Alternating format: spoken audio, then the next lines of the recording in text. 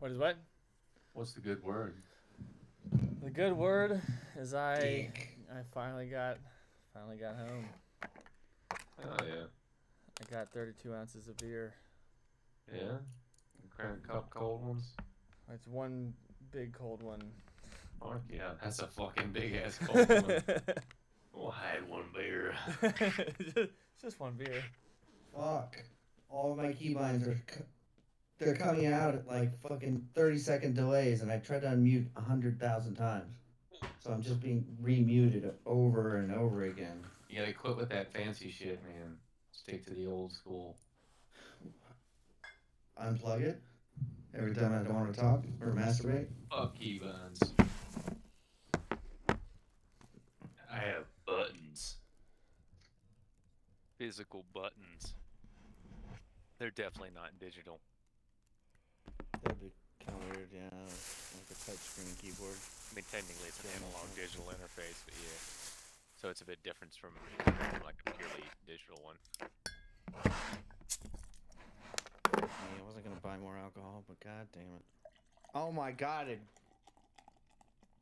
sorry. Right. It just keeps muting me. Randomly, just my keys from the past show up. Shit, man. That's so weird. What do you guys think of the FH Bradley SEP? Uh, Right up my alley. he's a peculiar fellow. He's fucking weird as shit. Yeah. I'm so excited to read him now. Because I've read these other SEPs because they build up to Hegel, and now I really appreciate what we were doing. Because I was like, oh yeah, I get it. I know what we're talking about. Like, this is all obvious to me. And now I read this, I'm like, dude, what the fuck is this guy talking about? And I'm like, I'm fucking ready. There's some things when he starts speaking about, like, Hegel and, like, the dialectic, I'm like, oh yeah, of course. And he starts thinking about fucking Bradley. I'm like, dude, that's some wild ideas you got there. And essentially, it's precisely, you gauged it properly, John, of, like, what I want to go, where I want to go. Which is that Bradley just seems to be like, or the aspect that I'm most interested in. He's like, well, it's just gradations, man. It's language, Fuck logic. It doesn't always. What does logic mean if like it's based on premises that are already flawed? Where do we go from there? Is one of the most interesting ideas to ask, right? It's a predecessor Nietzsche. Okay. It's what it really felt like to read the SEP for Bradley. His philosophy aside, he also has a very interesting history as an individual. So from what I remember, I've skipped the biography this time when I read it because I read it a while ago. Oh shit, man! The biography is. I mean, obviously the biography is not that important, but it was just interesting. I mean, the only thing I really remember from it is that he liked to shoot cats, and that he did shoot cats. He lived alone a lot, and he didn't actually have to teach at his teaching job. He was a fellowship. It was a fellowship that he got as long as he never got married. So he never got married. I always thought that was the weirdest shit ever to read. Was like, yeah, your fellowship is good for life, and it's only cancelable on marriage. And he never got married. It was like, dude, that's fucking metal. He's just like, yeah, I'm gonna coast here. I can do whatever I want here, which is literally what he did. He like never left his house for well, he said his neighbor, who was also in the same like department as him, lived 100 or like within a couple hundred yards of him, and never saw him in 16 years because he just never left his fucking house. It's fucking neat. It's fucking wild. It sounds like Kant. Yeah. Oh yeah. Except for Kant was known for like taking walks at very determined times. People would at least see him. Yeah, but FH Bradley sounds like Wittgenstein looks. Remember, John, when we went through his wiki and he's got the fucking Unabomber eyes? Yeah. That's the way this, like, I kept thinking of fucking the Wittgenstein picture when I'm reading this, like, just this guy with these piercing fucking way too much white around his fucking retinas. Dude, Bradley is a handsome man. Is he? He looks like John from The Office. That's what he is. Dude, he's John from The Office. What was really off-putting about this SCP was actually that reading it was like, it just felt like my writing, like the guy who wrote this. It's like it has no narrative feel. It isn't like Like, you don't get into this reading. It's like a very just like, here's a fact, information, and it just doesn't feel Yeah, but it must be read seamless. in the order in which it stands as well, which I Like, found it's was completely strange. reasonable. No, I'm talking about FH Bradley, but the guy who wrote the SEP itself. Oh, Like literally reading his essay or like how it's written is how I essentially wrote my capstone. It's a lot like it. It's really weird. Like, it's just like there's a lot of just language and vocabulary that isn't really necessary to get the point across. It doesn't have really good fluidity. Like, it doesn't read well. You can't get into it even like because like some of these other SCPs are like magnificently written. Like I can get into them. I'm like, oh yeah, there's a flow.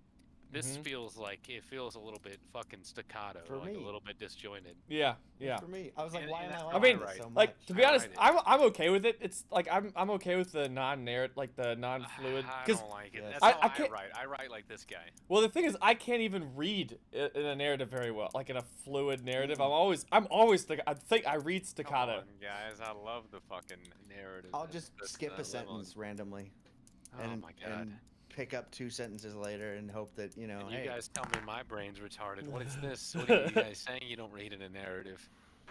hey, your brain doesn't even have pictures, bro, and pictures are worth 1,000 words. So That's why when I write something, it ends up being fucking all staccato and broken up.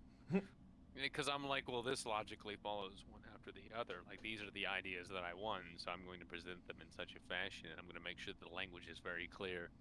It was just very fucking dry and just like right to the goddamn point the whole time. There's also a lot of opinions in this SCP that are just smuggled in like heavily, which I it's like. like a wiki But article. they're I good like. ones. I know I like that because he was very clear about them being opinions. He wasn't trying to hide it. He was like, "This is my opinion.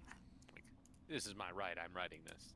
You know, I don't Yeah. want you to not know that this is my opinion. It just is what it is." And the most interesting thing is this guy clearly has an incredible respect for FH Bradley, and his greatest criticism seems to be that people just didn't know what the fuck they were talking about historically, or they strawmanned him. Bradley. Yeah.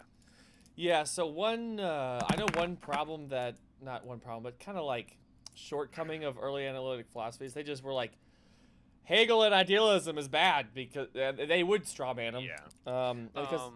Because it's a little wishy-washy, a little bit. I mean, the thing is that you got to think about who really drove early analytic philosophy in terms of a like, I don't know if you want to call it a political movement, but like in the like politics of like so really. It was like there's a whole lot of Frege. Like it was not possible without Frege, but Russell's really the person who was like was the I guess the missionary of it or whatever. And he came from a mathematical background, so it's not surprising that he didn't really like a Hegel way of thinking that was That's true. non-discrete, you know? Yeah. I know what you mean. Yeah.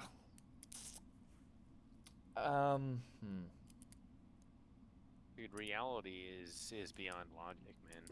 That's what I learned today. Oh, and also the other thing about Bradley is that it's such a weird mix to have British people do idealism. Well, reality is above logic, my friend. That's just, Ethnicity is above reality. that was Dude, a Bradley dude, bit that I learned.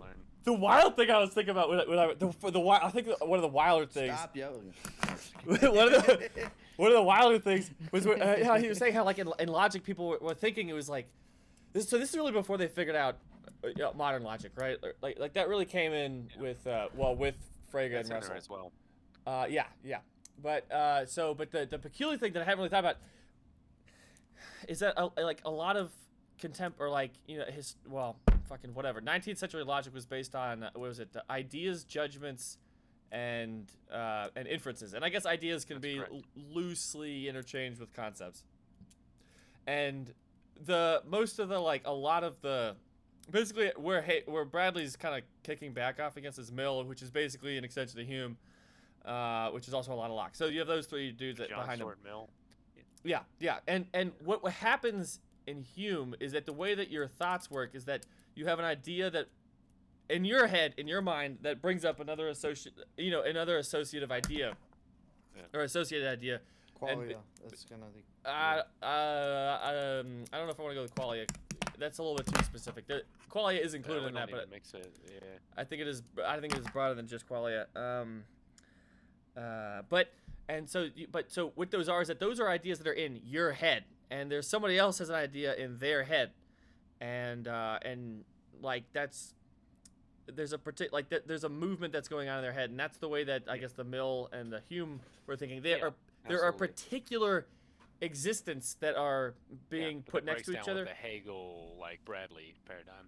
It does break. Well, Hegel, I'm a little bit more confused about that. But the thing that Bradley was bringing up is that we're not dealing with particular ideas, like particular existent ideas. Yeah. When we're talking about universals, things that are common to all things. So we are accessing some type of universal whatever when we're doing this. So you're thinking exactly what I was. Yeah. That's why I think it confuses with, or it's not confusing. I think that also Hegel would disagree with, say. Yeah, but it's just wild to me to think of the metaphysics of logic, which is what are the types of really like another thing that was going on at the time of Bradley writing, which I think metalogical considerations. The what? Metalogical considerations. Oh, metalogical. Oh, that's a good word.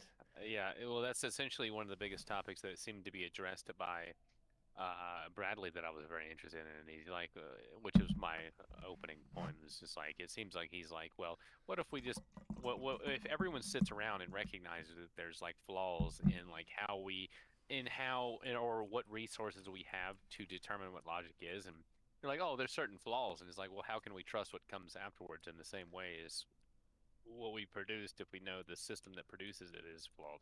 Mm-hmm. I think it's very interesting. What's the conclusion of that? Oh, fuck, I have no idea. Existentialism? Well, I mean, I think part of it is that you can move along with the system that you have. You don't have to throw it out the window. I think that is part of it. You can do that. But I guess we can't 99% know that we're here in this room talking, but we have to move on with the world. The point being is talk. that like it is an important conversation to have, to say, well, you're making a lot of fucking judgments based off of certainty, and certainty is based off of uncertainty, and that's something worth mentioning. Mm-hmm. Right. Yeah. The idea that like historically speaking, that really hasn't been addressed so closely until now. Hold on, I want to chew on that. Like, I know that you understand the concept already. It's not like I'm teaching you something new. It's just more historically, like, in philosophy, people were like, well, this is certain. And it's like, well, what about the foundations of what even creates these sensations to make such a judgment? We all agree it's flawed. How could you possibly then go to say that everything that's produced out of a flawed system is going to be perfect? That is insane. It's fucking madness. Mm-hmm. And that was one of the most interesting points in the sense that I was happy to see it, because that was one of my biggest things with Hegel. I guess he doesn't really get direct about it. He's fairly good about it, but that is one of his core problems. What about working with a broken system? Yeah. And that I guess to some extent, it's obvious that his system is to some degree another broken, but he doesn't seem to really acknowledge it. But he doesn't acknowledge it. Yeah, it doesn't. He just like, at least don't worry about it, right? At least, yeah. Well, at least within the phenomenology of spirit, I don't think he really addresses that. That's correct. He does not. And I believe when I was looking into this, I'm sure it comes up in the logic, but I do know at least he talks about the whole like what his dialectic is in his Encyclopedia of Philosophy. Yeah. Or the Encyclopedia of the Philosophical Sciences or something like that. Yeah. My favorite word that is now introduced that wasn't in Hegel is gradation. Mm-hmm. Yeah, that's just, it is such a fucking crucial core all day, every day you need to be thinking of. And like, we talked a lot about it, of course, but Hegel does not talk about fucking gradations much. He does not much. Mean them. He does what? He does mean. There's a lot of gradations in what he's saying, but like, I do think so. I vaguely remember that. Okay, all I can say is I vaguely remember it happening at least once, which is not a very good. But a lot of times, to make his point, of course, he wants things to be incredibly cohesive, and so he makes them cohesive. He decides to essentially neglect a certain aspect of how things could be considered. Not, you can consider them how he has, but it's not the only way to consider things. And to be perfectly fair, you should. I mean, I guess the problem, and it still comes back to the same point, is right. Is like, if things are built off of gradations and uncertainty, how much certainty can you create off of that basis? Mm-hmm. No. So That's Now, good. were these previous philosophers, like Hegel and Kant, weren't a lot of them like trying to like not replace religion, but build something complete? Like this is a new answer to how the world works.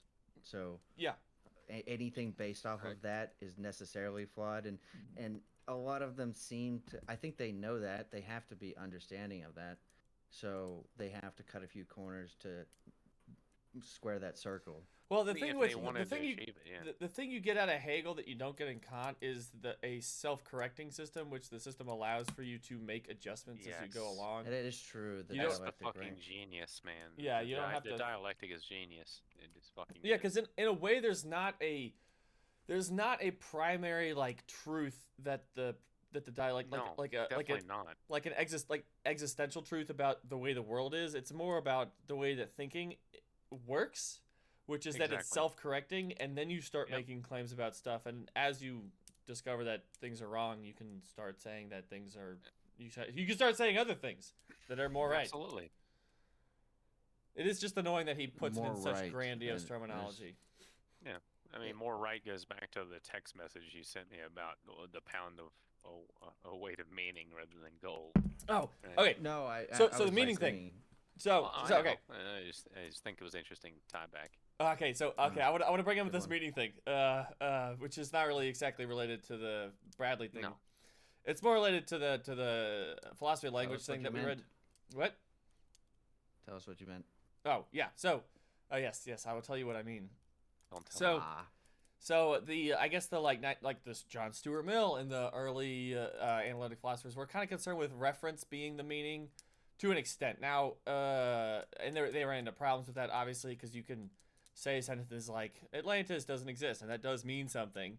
And the problem is that with like Mill, I guess the referent of the term Atlantis had to, because he said that the meaning is the referent, the thing that the word points to.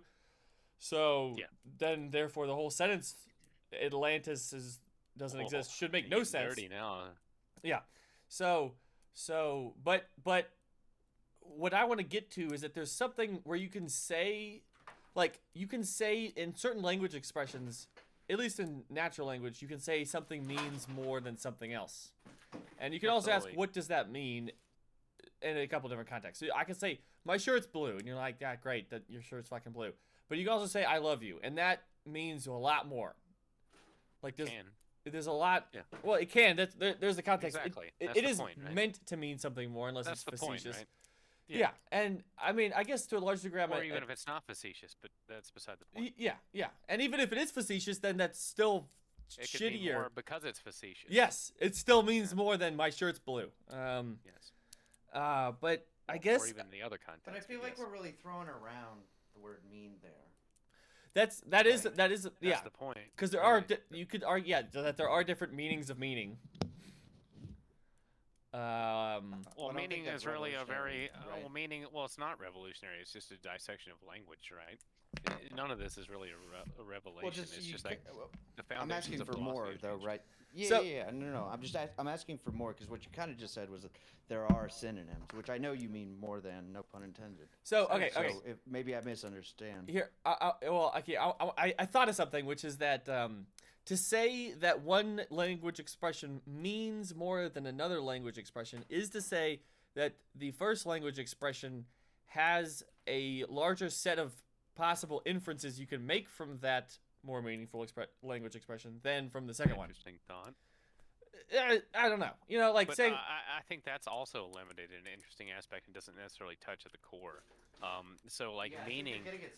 Meaning is no, I do like what you're saying, but in my it's a really hard thing to define, and I don't know where I'm going with this, but like meaning really needs a lot more words to describe what meaning means.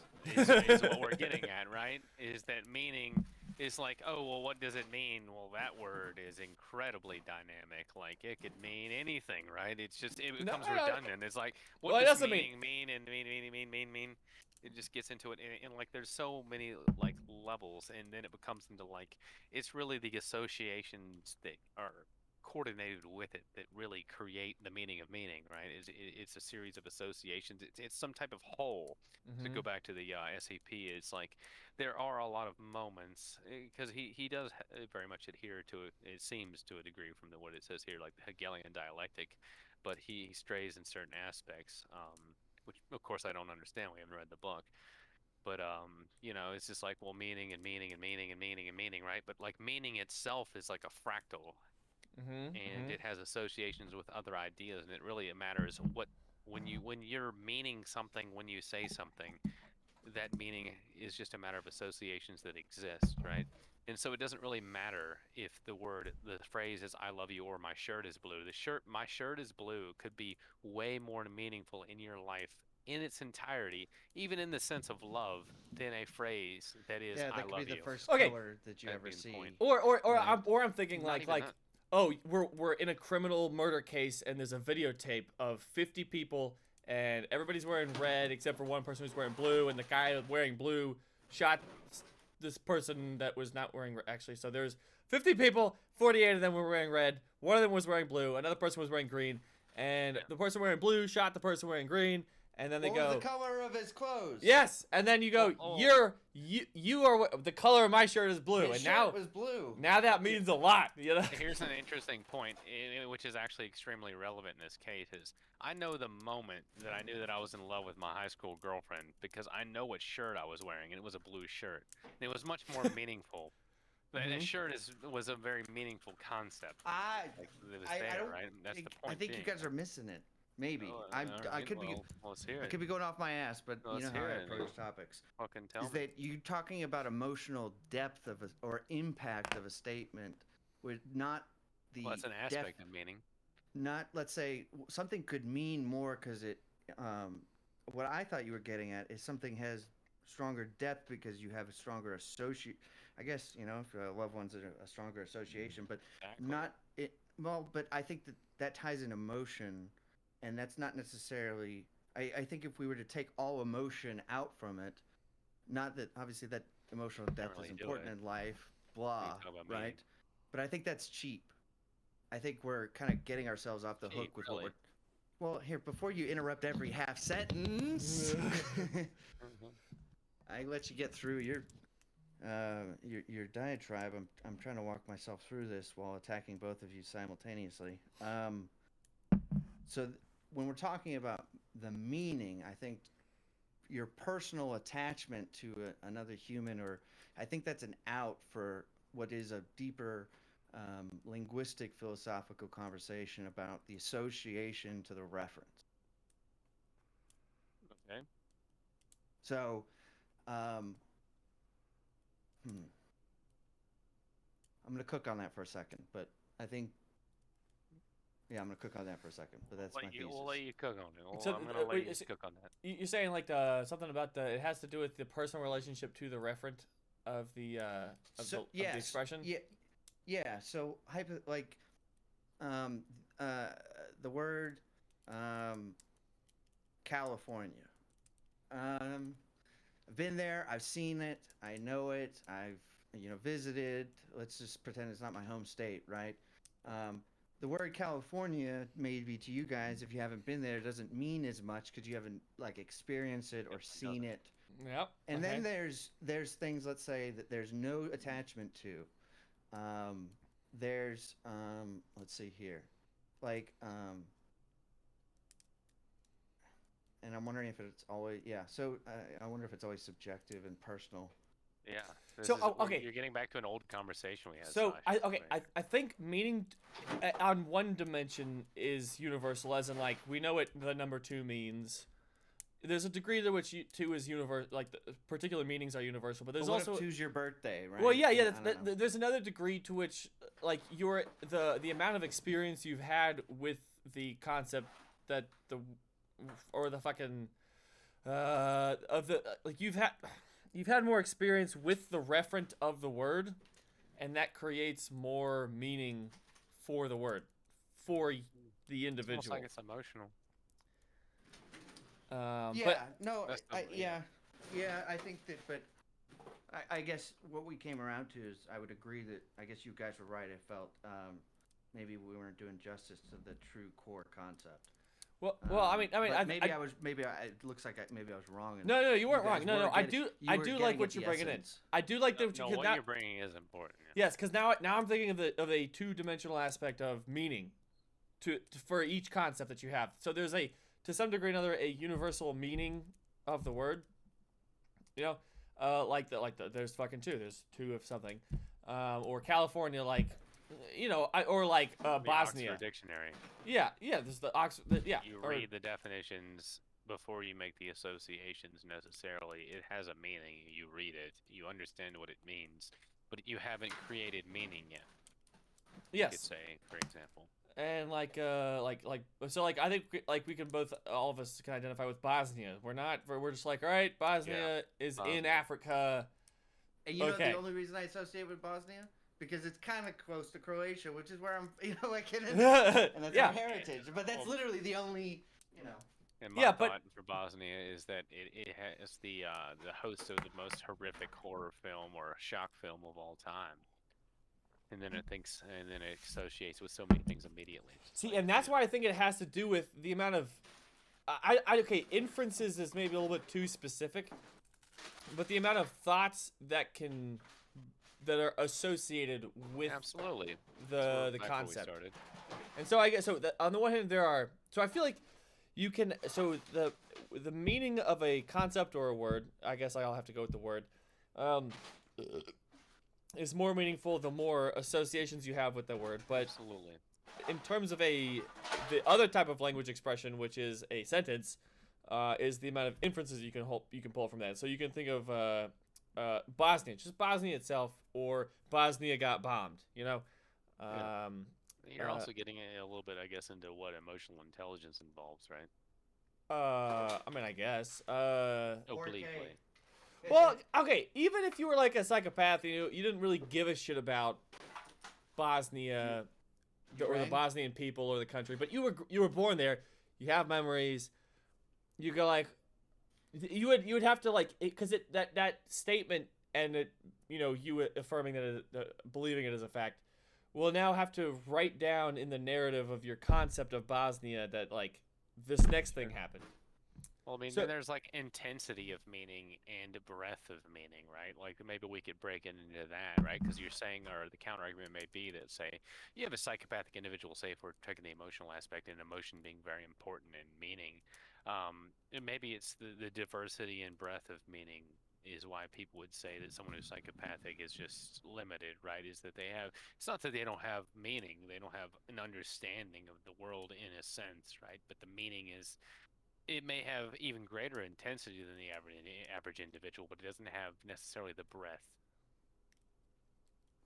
Okay. Or Okay. maybe you could say that They're in terms of shallow in certain emotional areas. intelligence or emotional Yeah. intelligence in general. Like myself, I've met many, many, many people in my life that have a much greater breadth of emotional intelligence. Well, okay, so that's an interesting thing that. Okay, well, now I don't really want to argue about what I'm about to argue about, which is that psychopaths have very good emotional intelligence, but they don't have the emotions. Well, I mean, there is a distinction that I'm making here, right? It's not that you can understand it logically, but do you feel it? Is the question? Yeah, Because yeah, there is a yeah. very big difference, and that's a type of intelligence. Perfect example, right? I just watched the other day was the Iceman from New Jersey, like the mafia guy, sort of, that like Oh, killed yeah. hundreds of people. He's fucking incredible to watch. He's like the real Soprano guy, and he talks through killing people methodically, and he's joking like he's watching football, but not like he's enjoying it, but he's not like joking to. It's like just the way like you would talk about football, like there's nothing to it. But then for like a slight second, he's known as like the coldest man ever because he doesn't have any emotion. And then in this dumb documentary, he realizes the guy asked him something about what would you take back, and he said none of the killings, but maybe how it made my wife feel or whatever. Like he literally says it like that. But then like his lip quivers, and it's like nobody's ever seen like this guy do this. And I go, holy because what it's there's some sort he may have. See, and that's the thing, right? Is it the depth? Not black and white. Because he has the intelligence that he's missing. He even says, like, I understand that I'm blunt. I understand when I'm not feeling something that I should be feeling something right now. Yep. But for whatever reason, I was conditioned, like his parents beat him, and he was taught to fight in school or whatever it is, right? Yeah, And so sure. he was conditioned out of, or conditioned to not feel that emotion. And so effectively, like his emotional response is that he's upset that he doesn't connect. It's a different type of meaning, right? But that's what his qualm is. He isn't upset about what happens, right? But he still, but he does have an emotional like depth to his own feelings. Like, wow, I understand because I'm an intelligent individual. I can understand what everyone's saying, like logically, and that I can I see that wish other I people felt suffer. when I killed Yeah, people. exactly. Yeah. I wish it was more than just the money I got paid to do it. Because I Yeah. understand when I told the guy who said, can I pray on it? That, yeah, I'll give you 30 minutes, and if he saves you, I won't kill you. And then at the end of the 30 minutes, I killed him. I probably regret that one. Like, that's whew. It's wild, isn't it? Whew. But I mean, I think meaning is, I mean, just meaning in general is incredibly and inherently emotionally based. But it isn't. I guess the caveat to make, right, is it's not necessarily superior to have one skill set or the other. It depends on, like, that's just a practical question of like, well, what is it that's valuable, right? Yeah, he would value being able to feel the meaning of, or the meaning. Oh, fuck me. I give up Well, on that there'd be sentence. there'd be two different aspects to it, right? Like he would value the meaning of having an understanding of what that emotional meaning is, right? Having what we would normally call emotional intelligence, he would value that. But there'd also be the other end of the spectrum where people who are heavily emotional but don't even necessarily understand why they would like a bit more distance, right? They just They would want. like to have a different lens of meaning from what they have, and of course, They would the like to weird, stunt their emotion. yeah, Or and even to understand why they're feeling it while they're feeling it so they can turn it off or whatever. I don't know. yeah, and I mean, the most, the people who are also disturbing, of course, is just like, well, oh, do you also feel these emotions and you do it anyway, right? That's like the capital sin, right? So Yeah, that's wild. there is also so okay, I want to bring in a non-emotional aspect of meaning.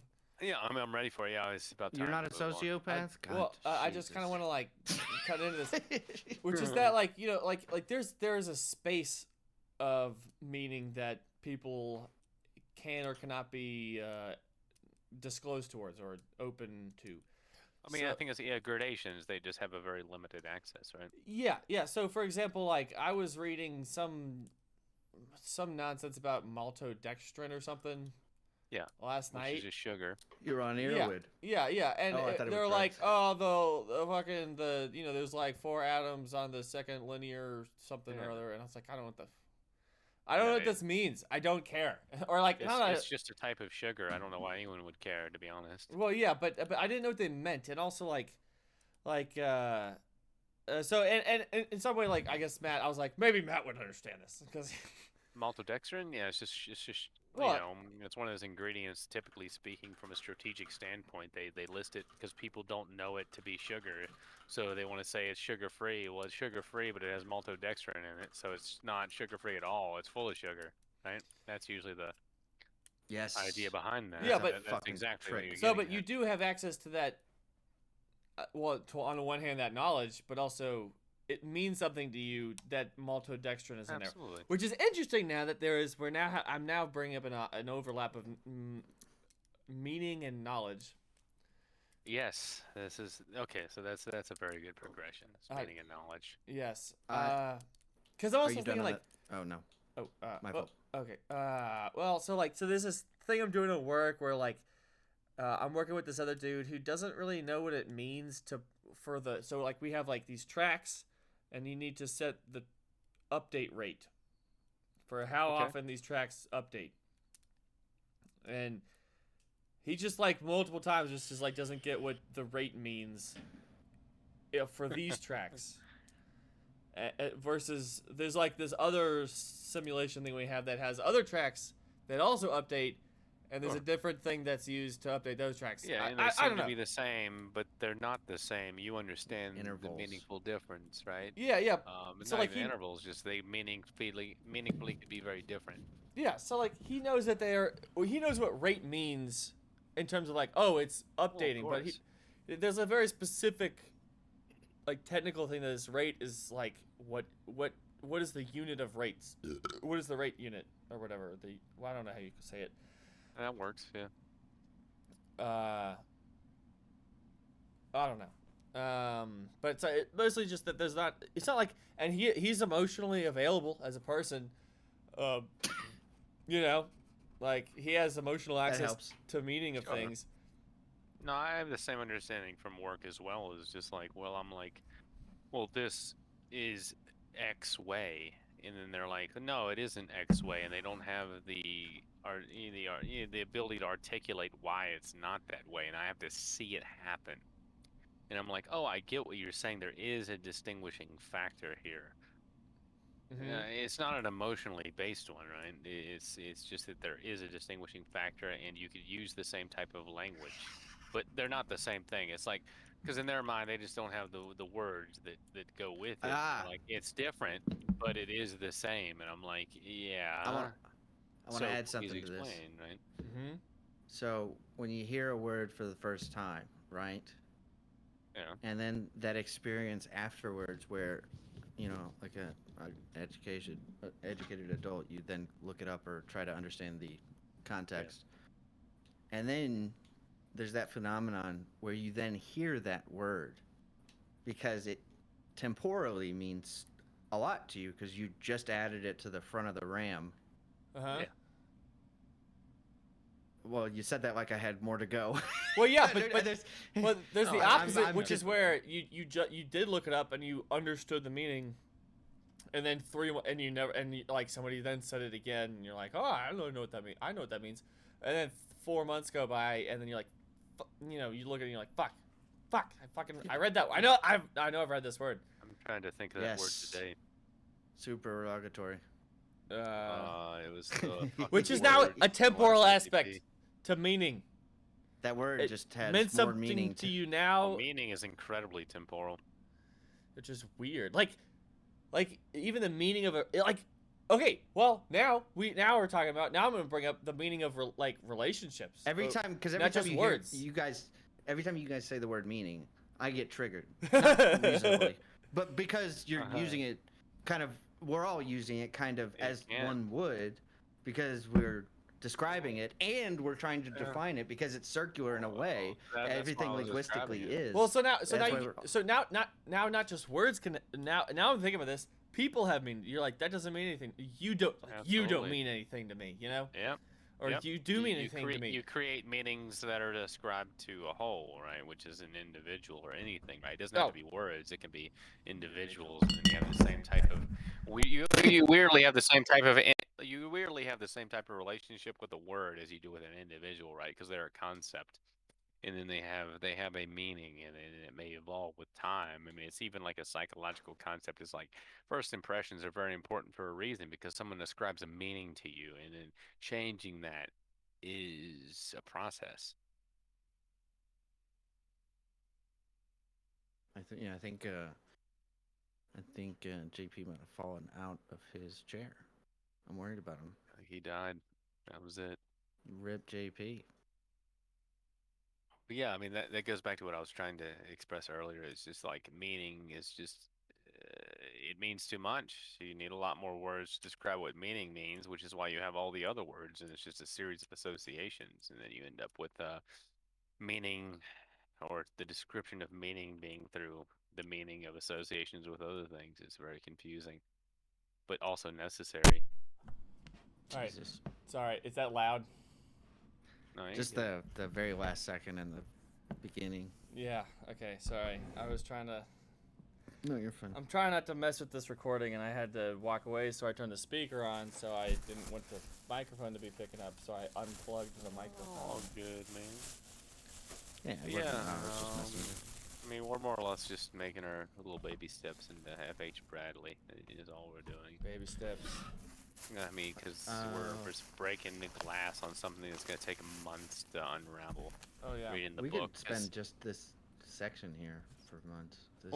This is, I mean, yeah, exactly. It's a whole philosophical subject. But what was interesting about the SEP, to return back to that, was he did break down the difference between the first and the second book. The first being appearance, and it's much shorter, and then reality being the second.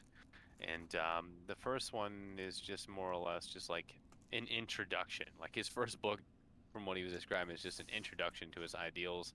And a lot of them, in a lot of the first book, it seemed to be he was directly saying that it was an introduction of paradoxes and things that don't make sense. Like he's not going to explain himself. He's just going to be like, well, here's some ideas, and whether they make sense or not, here they are, right? And then he's going to move on to the second book and be They like, well, must this be is why read they in do or order. do not make sense. Yes, Well- they must be read in order, but that was in reference to a series. But So from Oh, what I'm that's sorry. from what I remember, the first There book you is go. supposed to be like destructive. Like he's presenting previous philosophies Yes. and mostly just showing that they don't make Exactly. sense. Yeah. Okay. yes, that's a lot of it. But some of it, but he's not, of course, eschewing all of it. He's taking it and he's transforming it, right? Yeah. Um, Yeah. yeah, same point. All right. I liked his let's see here, where is it here? It's in my notes. Hedonistic utilitarianism Yeah, that one. gradually unfolded through the examination of representative philosophical theories in which rejecting the unsatisfactory nature, the one-sided concentrate. Wrong quote. Individualism is unsupportable, as Yep. it is hedonistic remember that. conception of happiness as a pleasurable state, identifiable independently of the means by which it is attained. Yeah, I can see Absolutely. where the words you talk about and intertwining them. He's heavy into word games. Yeah, I haven't The even read his SCP book guy? yet.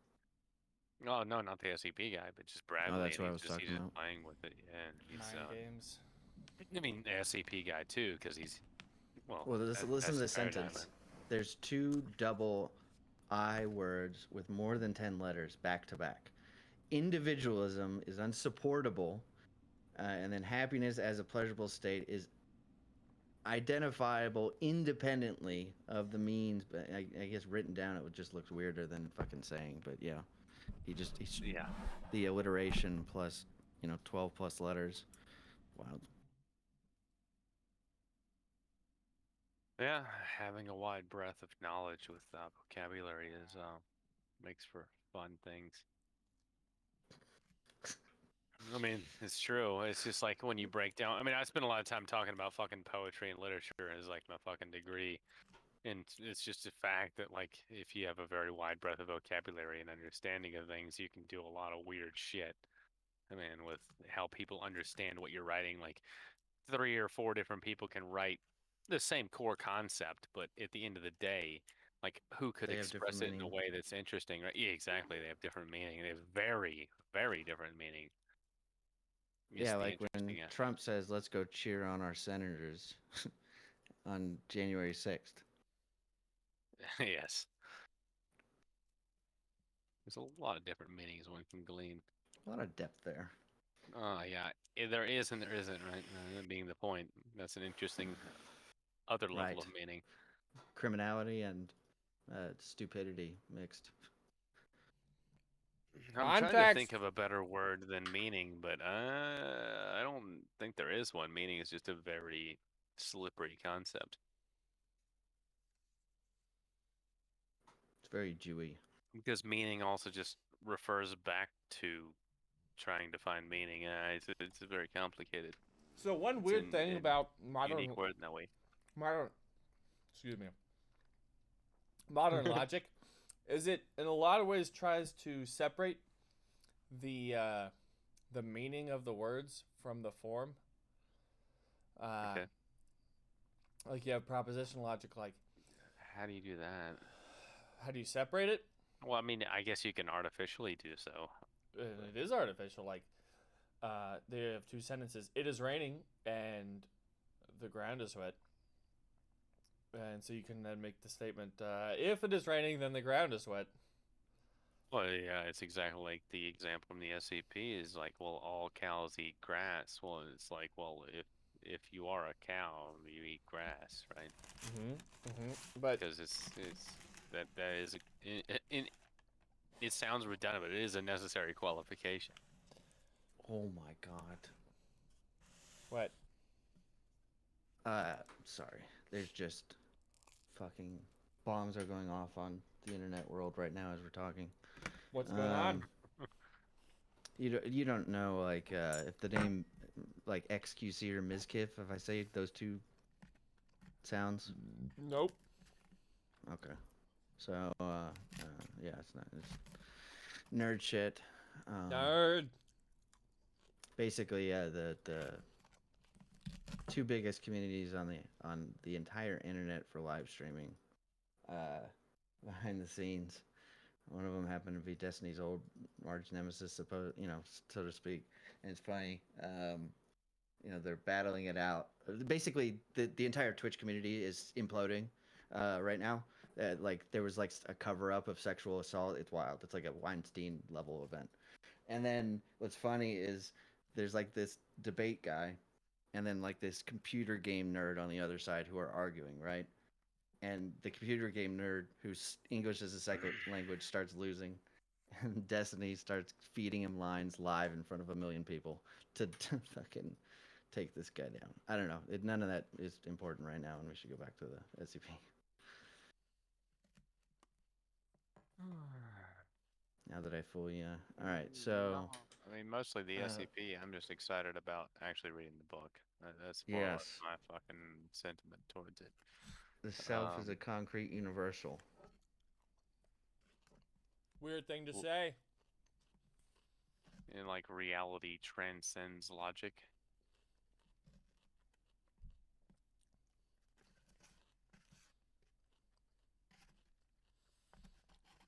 The ethical doctrine he criticizes are damaged by the reliance upon abstract notion of the self.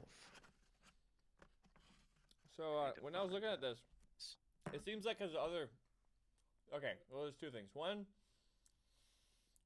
I think this was in this SCP, which is that all of his thoughts that are in appearance and reality are a little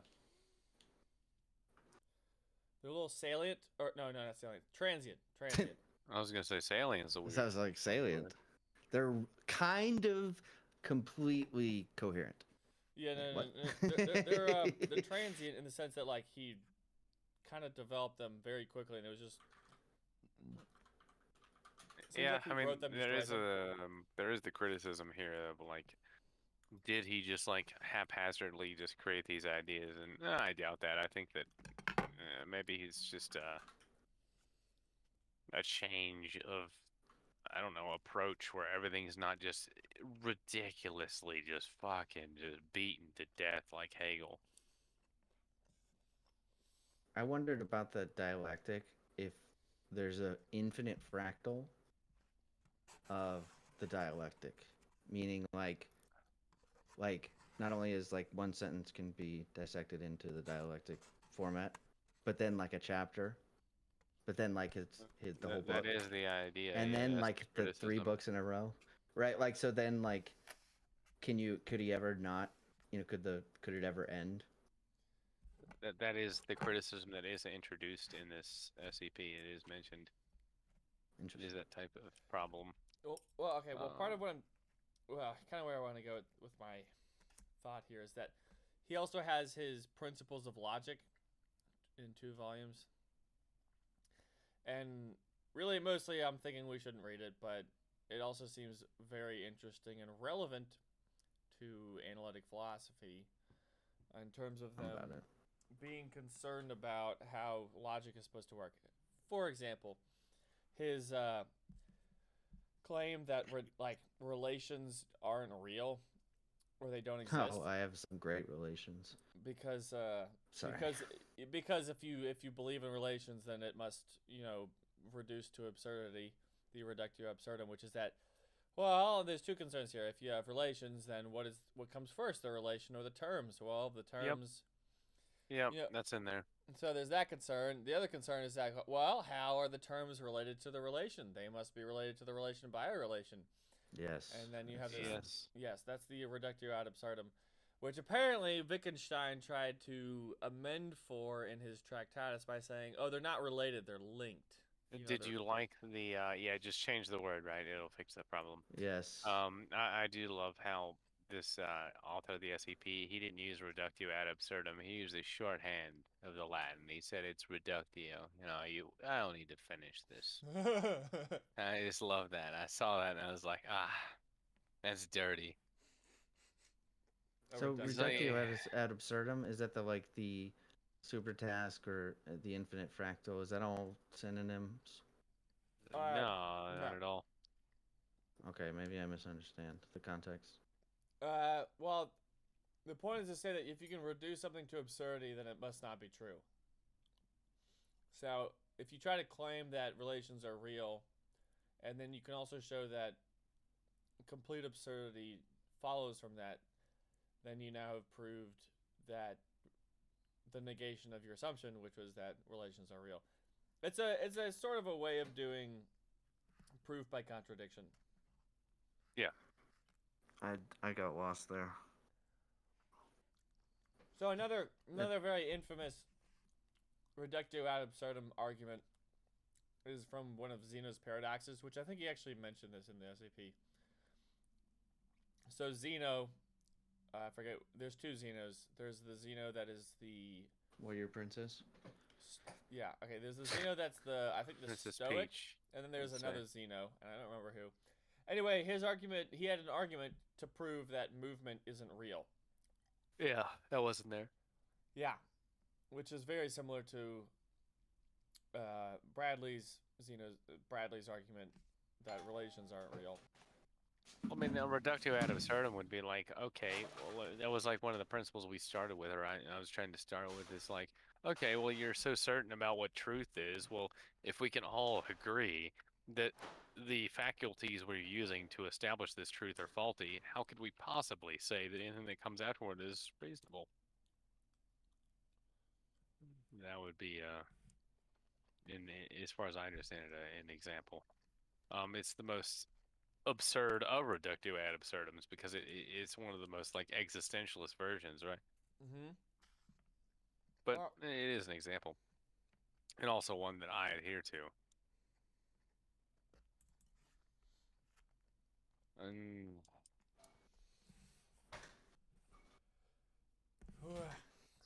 Sasha, did your neighbors stop by? I heard a doorbell. No, the booze, $40 of booze just arrived. I was listening though. They deliver you booze? Damn. I'll go get it. What am I, fucking How bougie of you to get booze?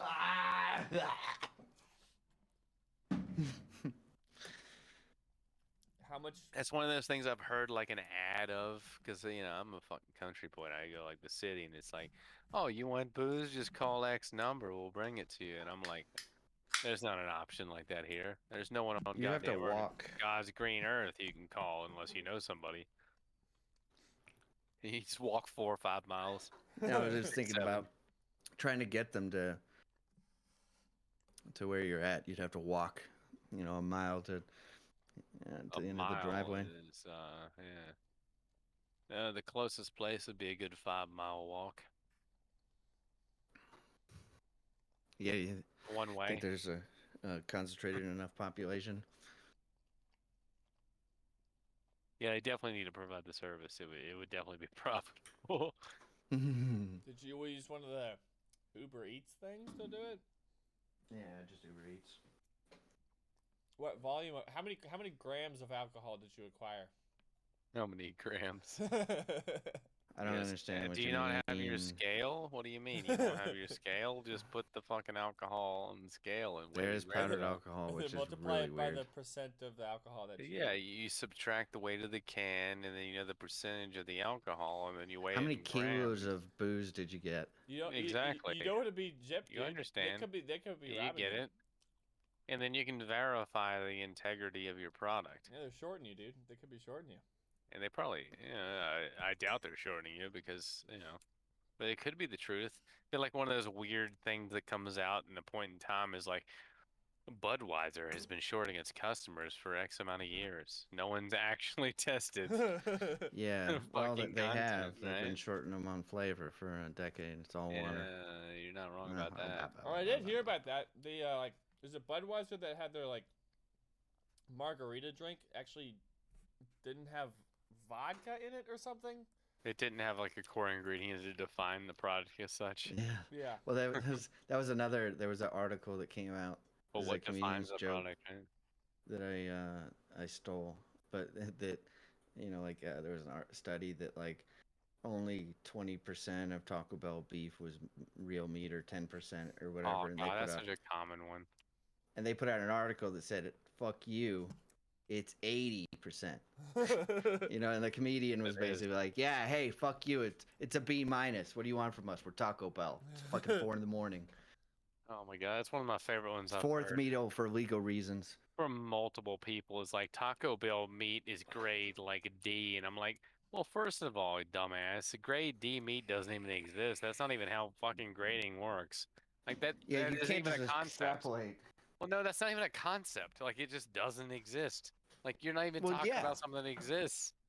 You Well, either have A, beef or you don't have beef. Like you could have fucking prime, you can have choice, you can have select, you can have canner, you can have commercial, and all of it's perfectly good for The consumption. concept does Yeah, exist, but just it's not because a real one. just because It just doesn't have because any you reference. mix just because you mix the beef, like let's say you get the flank steak, just because you mix it with a bunch of soy doesn't now make it ass fat. You know what I mean? Yeah, I mean, well, I can make a sweeping assertion here that I know is correct without even asking any resource. All Taco Bell beef is select beef with some fucking additive ingredients to make it taste like you want it to taste. Like bread. Do you think they're mixing bread into it? Yeah, whatever they want to, right? Like, cause you want a certain taste, and part of it's cost saving, but it's also just what people expect.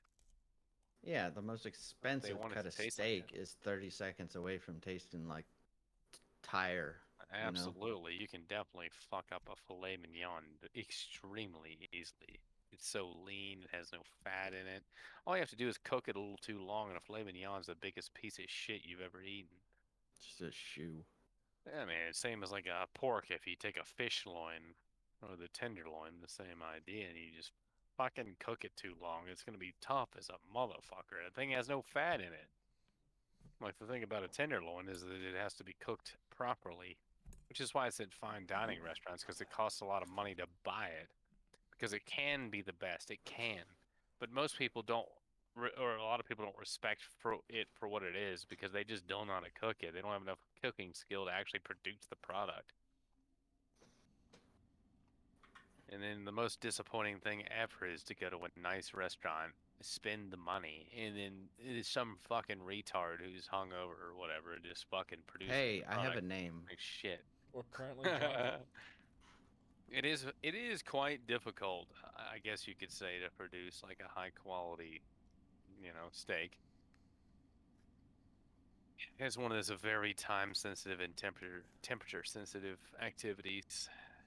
And Just if you been it, don't yeah. follow those, yeah, which is Just about very easy to anything's up fuck up. chicken. It's very easy to fuck up. Well, I mean, it's not like slow cooking. Like, filet mignon, you could slow cook it, but why the fuck would you, right? You can slow cook any cut and make it fantastic. I The don't point get of people to slow filet, cook. no, I do because it's a matter of income. I'm And, like, hungry. you can't afford. Oh, god damn it. I'm hungry. Why the fuck are we waiting? You need The the fuck poor outta man's here. version. Like everyone I work with, they're all fucking poor. I'm poor, and so everyone, like, Doesn't sound like they're I hungry. just educate them. They're not hungry. They're all fat. I just educate them. I'm like, if you want really good food and you don't have a lot of money, you buy the cheapest fucking cuts of anything and you just slow cook it because it's gonna make it as tender as a fillet. That's how it works. But the point of the fillet being expensive is that you just fucking buy it. You fry it for like 3 minutes in the fucking pan at high heat, and it's as tender as anything you could ever expect out of a tough cut for like 18 hours. Yep. If you just love it some. Give that steak some meaning. Yes. One of these days, I'm gonna grab an entire fillet from a beef. These things are huge, man.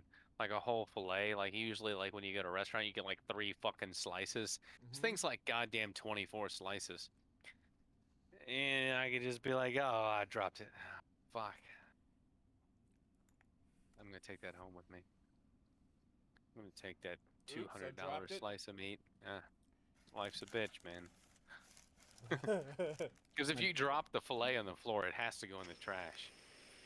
Would they not get mad at you for that? There's gotta be. Oh, they definitely would. was But gonna the say, point there's gotta being be- is that you never dropped it. It never existed.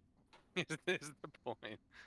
Yeah. Also, like I know in whatever the food world, you're not allowed to take home trash food. Oh, you definitely can't. My point being is that, like, I don't have any fucking supervision ever. I do what I want all the time, and all I could say is that, I go grab a cart of an entire beef, and I got the tenderloin laying right there, and I slip that motherfucker in my pocket. And I already got the cooler ice waiting in the car because I know Meat I'm in your gonna see pocket? it. I would for a fucking $200 fillet. You make Uh, empanadas at work, is what you're saying. No, I'm saying that if I got a cooler at work and I've thought about it a lot. I'm like, yeah, I can just take it away and I can just put it in the cooler and I can eat filet mignon for like 2 or 3 weeks. I used to do that with the Little Caesars. We'd text with the Taco Bell because they were stoners too, and we'd go, all right, just Excellent. what do you want? And then I'd ask so my goofy. employees, what do you want? How many Mexican pizzas we get, and how many, and then we'd ask, what are what do you guys make? And Yeah, what do you actually What's the eat good there? shit? we'd take like the jalapeno cheese bread sauce and put it on an entire pizza. Oh, fuck, man. and, Sounds so yes, good. degenerate. Fuck. It's degenerate.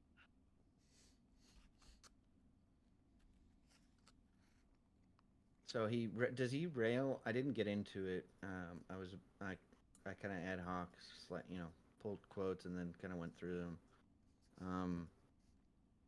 So I don't think he's necessarily railing on utilitarianism itself, right? Um, it's more that, well, so usually downstream from utilitarianism is a lot of, He's definitely not a fan of utilitarianism. Oh yeah. well, but I think it's more the outcomes.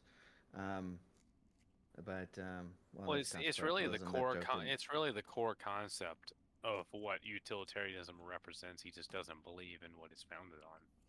That would be Yeah, so it's the individualism. I guess it's not downstream; it's upstream from yeah, utilitarianism. it's upstream. Yeah, that would be correct. And that's why when I talk about what's my stated opinion on it, isn't it? The way I look at it is What is it? God damn it, I'm trying to think of it. I know what you're talking about. it's the altruistic egoism, right? Is that It's the fucking you it's walk into your determinism. It has something to do with determinism. Well, that's tangential. Ooh, Here's we got another some big different. word. But so with utilitarianism, or so with egoism, it necessitates. I always use the example, like if I'm in a true utilitarian, if I'm in a room with 5 people and there's a bowl with 5 candy bars, or no, an egoist would, and a utilitarian, would take all 5. But that, the pure, but with the altruism added in, right, you understand that the other 5 people will probably, if that's their only food, they'll probably kill you. And it's probably, if they don't need the food, they're probably just gonna look at you like a douche. So without the altruism added in, which is a really sociopathic way for me to look at it, but you necessarily are, you downstream then create less utility. So Yeah, I mean, again, it's an upstream problem that I think he has with it. It's like the foundations of it don't make any sense to the system. do you have any insight, JP, on this? Are we circling the drain, or are we on point? In terms of what Bradley think thinks about utilitarianism, Yeah. What do you have an understanding? I don't really have I can't really represent his argument at all. I mean, I would say that just hands down, like he would think that fundamentally it's kind of off the table. Yeah, Like he it's a definitely position doesn't that can like be it. said. I can't tell you why. I just have a Like, very... just from underneath, just from, like you're saying, it's upstream. He just would say, like, lift this up. The fucking river's running strong, and fucking utilitarianism gets lifted up into the fucking shit river and just dragged down with the rest of Ah, Here, Just sorry. how here, he's I'll Hold attempt on. a bullshit Why didn't we- argument for why he doesn't like utilitarianism. Good, So with utilitarianism, you're dealing in particulars. You're dealing with particular goods. Yeah. And the sum and the nets of particular goods. What I'm gonna assume Bradley is concerned more with is good as a universal, as it applies to all possible things that are good. And he just doesn't think utilitarianism gets at what goodness really is, and so it can't even really say anything about how to act because it's not talking about good things. It's not talking about goodness. It's talking about things that are good. Yeah. He thinks it's on the particular level and not the universal level. When you abstract to weighting certain things, I think you necessarily kind of remove the person from it or any emotion from it. So here it is here. So a different, same website, SEP, but the paper is moral and political philosophy. Yeah, I saw that somewhere when I was... So utilitarianism, the dominant ethical theory of that day, and the hedonism to which it was wedded, whether that view advanced the primacy of pleasure, either in the form of psychological accounts of motivation or as the felt state that right actions aimed at maximizing. Indeed, Bradley not only had to dispense with the claims of the older utilitarianism, such as blah blah blah, the new defense, blah blah blah, citation, some Leibniz shit. Critical attacks on utilitarianism were considered to be about the best part of his book. That was Leibniz's shit, right? He was like, "Well, does it feel good?" And I'm like, "Dude, you're describing hedonism. You can't fucking sneak in fucking Christianity and all this shit." I remember reading that aspect of like the older school philosophy, and it's just so obviously flawed. Wasn't that the big? It's like goodness proponent? is what feels good, right? But they weren't thinking of like that in the aspect of like hedonism. They're like thinking, well, it's good to be good, right? Like in the Christian sense is what they mean. It's like, no, that doesn't really make a lot of sense. Well, yeah. What is the meaning of good? Yeah, exactly. And they're really conflating that with like, well, we already know what good is. We're just telling you what we already Masturbation. know, right? Yeah, we already know what good is. So here's what good is, and this is what good is. And it's like, okay, how insightful. Or how masturbatory? How pleasurable, you should say. Yeah, how insightful. And that's how you should judge goodness, is like how masturbatory it is, right? And that's a choice you can How make. orgasmic, here How it is. Here, good does it feel? interesting. So he phrases it differently. It's than not really in Christian. fact- It can't feel that great.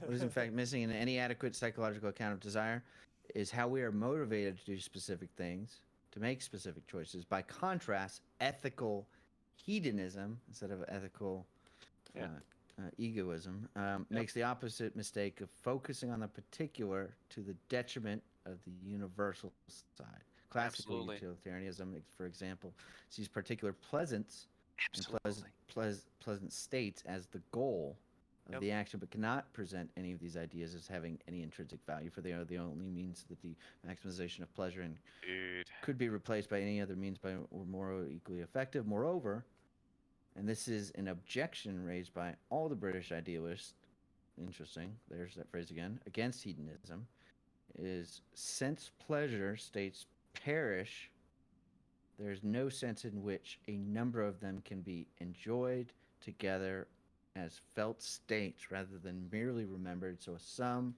of pleasures or a maximum of pleasures cannot be the end of moral agents are to aim for. That's the Hegelian argument, man. He's bringing some Hegel in there, as you can't possibly isolate yourself and be like, well, I enjoy things because they're pleasurable. It's like, well, you couldn't possibly enjoy that in a vacuum. You need to be interfacing with society. You need to be involved with the universal, as you could say. And so it's not really meaningful to say is like I do things because I enjoy them. No, you do things because you enjoy them in conjunction with what already exists and you're interfacing with, right? You're artificially isolating yourself like you don't exist with everyone else. Like your It's like concept the of what is good. libertarian Yeah. argument Oh no, no, yeah, exactly. You have it on the that fucking I dime. don't, Yeah, on the because dime, man. well, that's the thing. That's what's so ironic about that, right? Is that so the fundamentals of libertarian is that I have my land, my guns, but all of those Oh, things are necessitated by the state because without the state, you have nothing. yeah, you have no rights. Your rights are all You have based off the rights. state. There are no natural rights. Well, There are it's natural always rights. coercion, right? No, There are natural rights. I Oh, have an argument that's for an natural interesting rights. claim. Let's hear that. hit me, That's what I'm daddy. excited about. It all Yeah, well. I got a dick in my So hand right now. You got a dick in your hand. so you could make an argument that it is biological rights.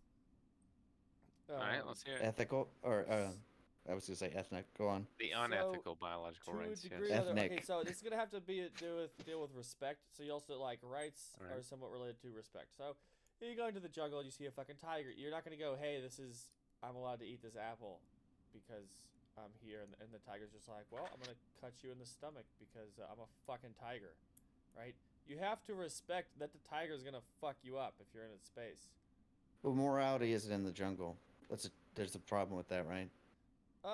Kind of it does. It does have to do with the moral realm because dying. That's how you define it. Yeah. Well, yeah, because dying has a whole lot to do with morality. Like, it does have to define what, like, oh, should I eat the apple or not? Like, is it good for me to eat this apple? Well, if running Yeah. into the tree and eating the apple Be is some going to involve me core getting stabbed morality, right? gonna get ripped in the stomach, that's gonna play into my decision here.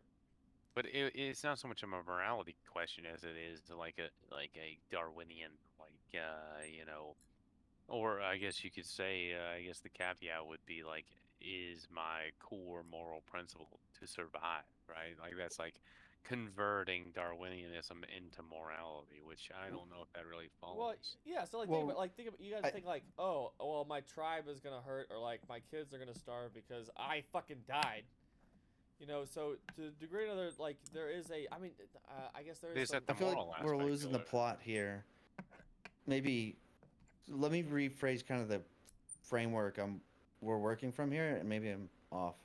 Okay. So when I talk about rights, I mean in what can be enforced between one person and another. When we talk about, we start bringing in nature. Obviously, morality comes into play because it's humans bring morality into You play. get too fundamental, yeah. But I think we're kind of abstracting from the idea of a human and a human, and what can be or cannot be agreed upon between, or that I stake, let's say, land, or whatever rights can be defined as. If we were to abstract that to the jungle, I feel we leave. One thing I think we disagree on, John, is that I think laws necessarily stem from morality. They have to. I think you might disagree. You might not. It depends on how we iron legal those. laws. I think necessarily they stem from Necessarily? morality. No, I think they ought to, but I don't think they do. That's like the technology. How do we John would have. enslave people? Like like that was legal. That was totally legal. Well, it does. No. What you're saying, was it moral? What I'm saying is, of the time, they thought it was moral to enslave, so it was in the laws. Because before, so if we're talking about good versus evil, right? Making a decision at the time, a law is just an instantiated or written morality that we must abide by. That's all it is. So to write a law, you must make a moral decision either as a one or as a group. So it necessarily, I would say, falls from morality. This and is a some tiger John doesn't. dogma. This is some John dogma. You got to create a technology out of your knowledge. Yeah, That's exactly what you're getting at. In a lot of ways, I guess so. It does stem. Well, it ought to be moral. It ought to come from. Well, it depends on what. Okay, it depends on what kind of morals you're talking about. So if you're talking about human, so there's like natural or biological morals, which largely just has to do with power, which What is was yeah. so they are being iron that out? y- Iron that out for me. So there are. I'm gonna go with that. There are levels of morality. Really, you can Yeah. say that there are two. I There's follow you now. Then there's the Okay. unconscious morality. There's Yeah. to some degree self-conscious morality. And then there's the next level of self-consciousness morality. So, which is all I'm really amounting to is unconscious morality. Really doesn't. It's just. It's almost. I don't think that's. It's almost I really love mechanical. this. Okay, so it's almost really mechanical.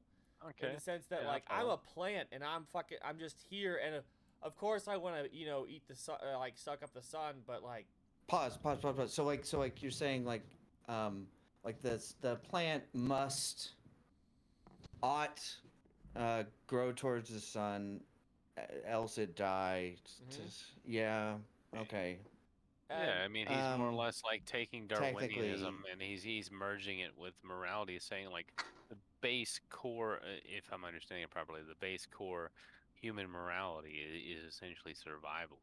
well Which is- that Okay, is well, then- one then- level well, then- That's how I'm understanding. and to I- a degree there's an argument whether or not the higher levels of morality are based upon that. I don't know if I want to make a claim. Well, on that. I think that that morality is based on an understanding of that- things in a way that puts that on the back burner as is downstream rather Yeah. than upstream. Okay. I think Um, that whatever that I don't know. mechanical is completely and wholly irrelevant in the conversation. I think yes, that may inform Like the idea. your fundamental beliefs or morals, but I mean we're talking about levels of abstraction I beyond like what we the can idea, know. though. Well, But yeah, it's very I like. cool to take it to the other end of the spectrum because it is a very Well, but interesting before place. we leave the planet Earth, let's talk about where we are. Right. well, I think we can talk about that. But if I say, do you believe in the, where does law stem from? And you Jesus say Christ. fucking sorry. space and things we don't know about and aliens. Well, I'm gonna be like, hey man, before we Here, talk about. My I argument don't. here Oh is shit, that was really condescending. I didn't mean to sound like that. What I- okay, what I Feel mean to when say someone tells is me that- that I believe in Jesus Christ, but you Yeah, know. well, okay. So what I want to say is that I'll go with mechanical morality, natural or biological morality, and then human morality. Okay, so All right. laws, I would say all of those stem from law or are upstream from law. So let's just go with okay, that. So even yes, those, all- both of them stem Yeah. before laws. Yes, they yeah. So okay, the problem so I do agree with you that all laws do come from some type of morality. I think they ought to come from human morality, but a lot of times they don't. They come from usually I'd go with the second level morality, which is the kind of natural biological one, where to some extent or another. This is kind of I really have I haven't. And when really you say fleshed this out. natural, so I'm so curious. I want to talk about this all night. Historical. Okay, Hold on. well, so what I'm Where'd that thinking, come the problem is I'm, Well, I'm, no, I had a question. Okay, I had a what's the question. I don't know where you're going. I love this, by the way. okay. So when you say the mechanical and the kind of like was my plant before I ask my question, was the plant thing right? Like a plant ought grow towards the sun, Yeah. else it die. Is that was that okay? Perfect. Yeah, so that's the moral. if That's the mechanical. so you're talking to an extent, right? So when you say natural, do you I'm recalibrating my brain. I see what I you're know, saying. fuck. So when you say the word natural, So it's like the natural rights of man coming from like whoa, Locke whoa, and such. hold on. I don't want to mean say to that. shut- I want to disagree with Locke on those natural It's rights. different. Okay. That's fair. So that I just wanted to make that clarification. We Yeah. are moving into what you're saying here, which is why I say I'm recalibrating. Yeah. Because what comes to mind is the historical precedent, which is like Yes. Locke and Yes. the founders of America. They're the big natural rights. Yes, there is a and historical foundation. precedence that But I want. you're saying this meaning, and I understand what you're saying. Yes, okay. and I want to Which is say a that, very different meaning. Yes, it is a very different meaning. Yes. Whoa, I just I'm much you more on guys the page. flew right by my. Yeah, like I'm much more on your page now. Okay, yeah. So the whole thing with like natural rights, historically speaking, is oh, every person has a natural right to the pursuit of happiness. The unalienable rights, right? Yeah. Well, even that was bullshit, right? Well, sure, but that's I'm why arguing. I was eschewing it. Is that maybe he's taking a different approach from what I understand. Yeah. Oh, okay. I thought you Yeah, just brought it back the around. point. Man. No. Oh, It was okay. clarifying the point that well, Oh, I just holy wanted to bring shit. that up, and I'm like, well, he's taking a different perspective. He's like saying, What you just did well, we is call you it waved a moral. hot dog in front of a bulldog, and my brain just looked at the hot dog, and it just Heck. fucked with my whole reality. And then you're like, Yep, no, yep. that's gone. That's why I was like, yeah, there's no way John thinks this. So where do we go from here, right? Yeah. And All right, yeah, let's that's where hyper you're focus. Hold on. All right. at. Holy shit. So what you're saying is, so there's the context, right? We land in America.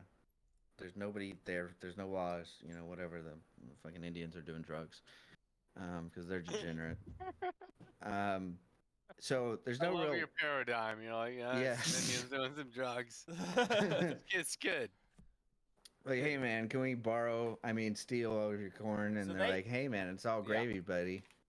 So at that point in time, natural rights, yes. Yes. So essentially, in the sense that meaning, there are no rights because it's lawlessness. Exactly. There's no. So human technically, rights. there are natural rights because that's nature and that's all we have to work from, and we're all animals. Yeah. So I can murder your men and rape your women. Return to monkey. return to monkey. I have a natural, you could say, capacity. I have I guess a right to do that within nature. But your argument being is there is some cognizance that goes into that process, which is Yes. absolutely true. And that's you're not wrong. and that's the kind of annoying part that I'm now annoyed with me saying it's natural or biological right, because Well, it's just because it's historically confounded. yeah, well, Yeah, I that's think, on the one yeah, hand, we were that's missing historically each other confounded, or but also talking a lot past of each other. nature is not conscious. Well, yeah, but it is just a historical confounding aspect. But what you're saying makes good sense to me. So yeah, like there's to some degree a conscious aspect of realizing like this person won't like this, but I can do this. Not that I am actively doing this, but that I have a possibility of doing this, and I am going to do this. Like there is a conscious aspect to it, that realizing I have this capacity to make the world work in this way, and then I do it. So there's some type of consciousness going on there. But the human rights come in where you're like, I don't even know exactly what you'd say, but like, to some degree, you put your thoughts in. You imagine you're the other person. To a degree. Yeah. Fuck yeah. There's a level of self-awareness that goes into it. Yeah. So in that situation where you create your own rights, It's the then I would true say libertarian wet dream. it is literally, it's not even downstream. Rights are what you can enforce At with that level. strong arm At the natural level. at your karate belt level, and Yeah. It's the libertarian wet dream, man. Yes. well yes. they wish it was Well, their, yeah, ideally. Obviously, in practice, they'd be fine. in their own heroic fucking fantasies of gunning down the Yes. intruder. They think that they would love to or live they in don't the old die, west. yes. Yes, but there is a higher level of morals that discerns or prescribes a different Yeah. set of rights, such as Expound on that. which is the right to pursue happiness as long as you're not infringing on other people's human rights, which namely are to pursue happiness. To move on to natural rights. So I would say in that situation, necessarily those didn't exist, and the minute they did exist, they were legal laws or written laws or spoken law. Well, because you can imagine. Well, they had to be first thought of before they came into law, and so they had to be fathomed to a degree, and to another And extent. yeah, that's morals, right? And Well, also yes, they are more. So implemented, yes, yeah. I do have to backtrack. I do have to eat my words or whatever you want to call it. That yes, all Yeah, I laws didn't mean to do like stem pound from that morals. into the ground. But I guess what I want to say is that a lot of morals don't come from human, or what I kind of want to say pinnacle, like the pinnacle of morality. Something no, informed I like morals, it. definitely. No, Yeah. you're definitely right. Yeah, a lot of I would laws 100% like agree. you can own black people is stems It's from an a excellent stems from a moral natural paradigm. type of, or just a natural right. Well, technically, we all have stock in slaves right now. You're wearing them, you know. Damn Well, I mean, you may be at a level of abstraction, but or we all eat. You know, that's what's crazy, right? Or vegetarianism, right? I You know, pay the down, people the who good own the place, we slaves. can't look back 200 years and look upon, you know, what was moral at the time, and then bring that to today and go, they were immoral, right? Because you know we all commit. You know, we all break our ideals, Well, right? I'm gonna make an annoying Be argument. annoying, It's still not John. slavery. You're It's still such an not good. enjoyable person. It's not So good that they're fine. doing it. They're still on the, You- they're not following human rights by paying children 5 cents an hour. There's still definitely, it's not exactly slavery. Exactly, but Well, it is. I will tell you why. I why almost is fell it out of my chair. slavery?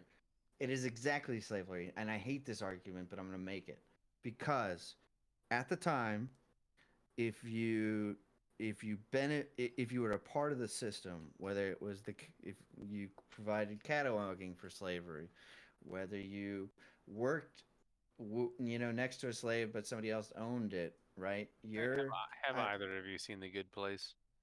No, I but you feel mentioned this now. I thought it was just a tacky You show guys by have like. just multiply there's just so many like the entire show's moral problematic aspect is just exactly what you're describing. Does that have the blonde chick from hold Forgetting on, Sarah Marshall? hold on. I'll let him Fuck. finish. I'm He's trying Let him gotta finish. to get an idea. All right, Um, all right. I'm trying to I'm trying to argue against my own beliefs right now. This is Like it, huge. let's hear it. I don't like this. So, fuck, I almost lost it. Slavery, right? So Slavery. back then, Yeah. slavery. I mean, you could argue if you had the place that was stored them, but you didn't own any, or you bought That's a and Tory sin. participated. Right now, right now, you don't own a slave, but you perpetuate the system. You pay Yeah. into it. Mhm. You perpetuate the murder of hundreds of thousands of chickens every year. Just yourself, right? It's all your fault. Hell They have yeah. a whole Fuck yeah, barn I named do. JP and Sasha, right? I have No, a I do natural it right to personally. murder. I kill the to- beef. And to murder chicken. and 100 years from now, we may judge people who, who chose to shop. Anyone who shopped at Walmart was an awful person, Whoever ran a right? meat plant. And that is that is just that because the cost to the person, I don't think you can. I don't think there's no cost or no moral condemnation we can make, or I don't think that there is. We can't condemn them. I don't think that we Yes. don't. I don't think we should hold ourselves back from it. But we cannot blame someone for thriving in the system they're in. Let's say if they believe and they vote and they there's a lot to the system you're in. But there's Only the system you reason I'm have. so cautious with what I'm saying is because there's the other side is that what if there's a bar? Everyone in America has to go to this one bar, and there to enter, you have to enter every American, and to enter, you have to rape a girl. Why does it have to be a girl? What if or rape a fucking wildebeest? I don't care. Okay. There is something to A wildebeest girl. and if they don't, they'll chop off an arm, right? I don't know. There's a lot of downstream effects to both sides of what I'm saying, so And that's the why I'm so point is cautious. you Okay, have to well, do something. So Sasha, with your talking about slavery here, I started thinking about something before you said it, but then you didn't say it, and now I'm gonna say it. Which Yeah, I don't think I flushed it out well. well, Go ahead. mostly you got to saying that, arguing that I am right now perpetuating slave. Well, I'm perpetuating a bad system, which sure, yes, I am. I am a part of that. My argument more was that Chinese children making 5 cents an hour are not slaves, which now I was getting ready for you to make an argument, which you didn't make, and now I'm going to make it for myself to disagree with myself. So here's what I'm thinking. So, I love it. to some degree, we Either way, I'm right, so it's beautiful. yes, so you go are. ahead. I'm just kidding. To a degree, slaves did get paid, but they only got paid in barter. they got paid food and shelter, specific food and shelter, these particular foods and shelter for labor, and also you also got paid by not getting Sustenance. It's sustenance. Yeah, to a degree, it was a barter. There wasn't a transaction some slaves had it good. of abstracted substance that like money, an abstracted commodity, I guess, if you want to call it. I'm following. And really, a lot of and you could say maybe more of the essence of slavery, if we want to try to make 5 cent an hour children slaves, also, is that It was an analogy, by the way. I'm not saying you're literally. I'm saying analogously, morally, in the 150 years. That's what I didn't abstract. Sure, okay. In 150 years, it might as well be slavery of now. Okay, yeah, of course. Morally, it might as well be slavery.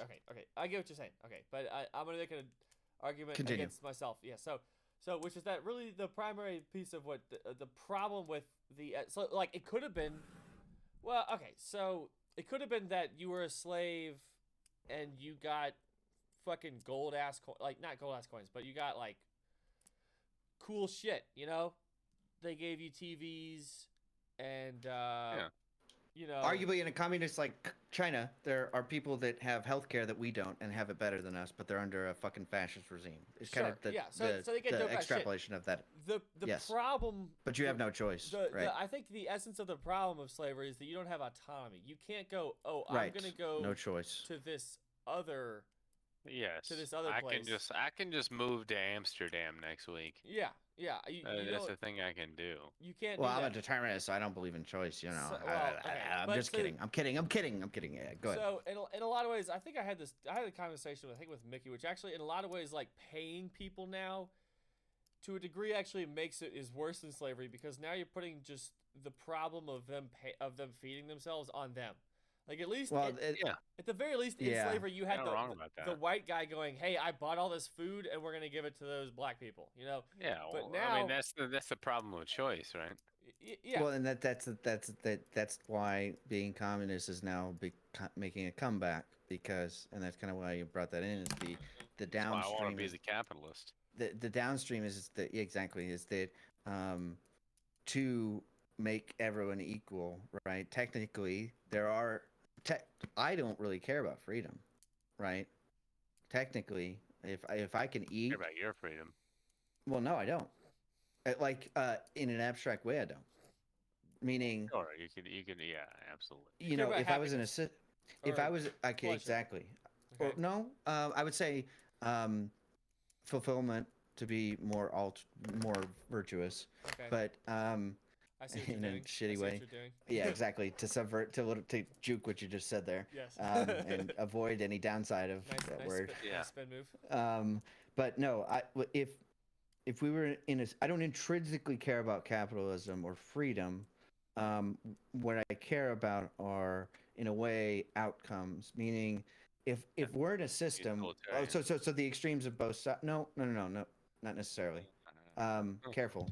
So, at the utilitarian extreme of both ends, at the extreme of both ends, ultimate freedom is Syria, and ultimate communism is North Korea, right? Or we could say China, because China or whatever. Yeah, China at least has healthcare and can at least keep it together to a certain degree. More though than in North Korea. Yeah, they can't keep COVID. Yeah, I don't think North Korea's it's not a good example. So, at least in China, right? You can't write about the government, but you got healthcare to a large degree. Now, I wouldn't trade that in any way, but hypothetically, if we were in a system where, everyone got healthcare, everyone, had the equivalent of today's 60 grand a year, and could do with that, within the system that they wanted, but both systems require work anyway. I wouldn't care about capitalism. It just tends to have better net outcomes as a whole, where communism tends to attract fascist regimes, right, and power at the top. Because it's not actually about equitable distribution, man. It's about the vast acquisition of resources for the few. Well, but just what you said there Uh, is what you could define capitalism as. So that's a vacuous statement, not to be too. The yeah, acquisition but I mean, of resources that's is the literally ultimate. Well, I'm capitalism. just saying historically speaking. I'm not saying Oh hypothetically. yeah, of I just course, know that right. that's That's why fucking you can't. accurate, That's right? why you can't tie yourself to But the capitalism if problem you with want to be. no, I mean, if you're an honest capitalist critic, I mean, you understand like the system is going to result in individuals who have way more wealth than the others, but it's also capitalism is also, at least in theory, built off the idea of meritocracy, in which individuals should be rewarded for their efforts, which means that unless you're going to believe that everyone's inherently the same level of capability, which is retarded. Um, if you're gonna start going with the system where people should be rewarded for their efforts and their capabilities, you're going to have people that are exorbitantly wealthy because most people are average, but at the same time, there's also some people who are not average and they're going to create something extraordinary and they're going to have the wealth that corresponds with that, right? Well, I mean, but if that would be the punishment, caveat, right? but if incentives worked, nobody would be in jail and we wouldn't imprison the most people on the planet. If incentives worked and we wouldn't jail people, you ought to expand on that for me. Yeah, we work in a what is it? We try. What's the word I'm looking for? We try to dissuade people. There's another word that's used in the justice system, but I mean, dissuade we, works. Yeah. yeah, we try to dissuade people.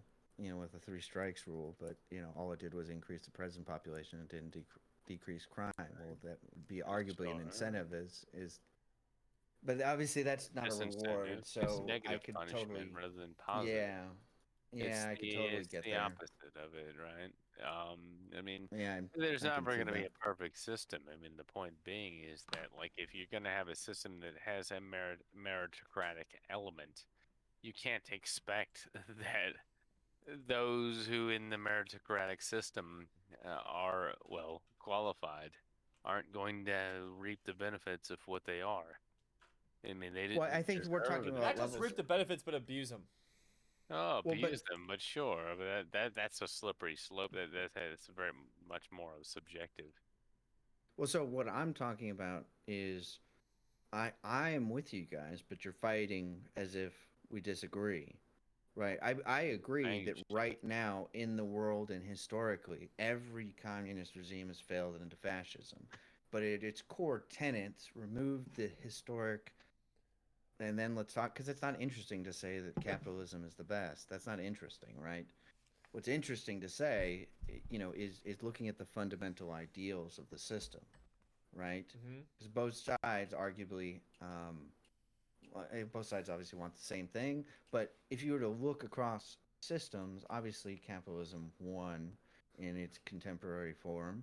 But in as we really look at it, and we have the bottom quarter of the population, if they can't feed themselves, and obviously in our system they can, right?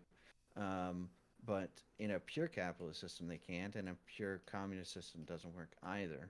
So it's somewhere in the middle, right? And that's kind of what's interesting is if we in our capitalist system is only good because we that's not a word, Instantiate. we instantiate communistic style beliefs like feeding the poor and educating the poor. Of course. That's Of course. truly a core tenet of your average communist system, right?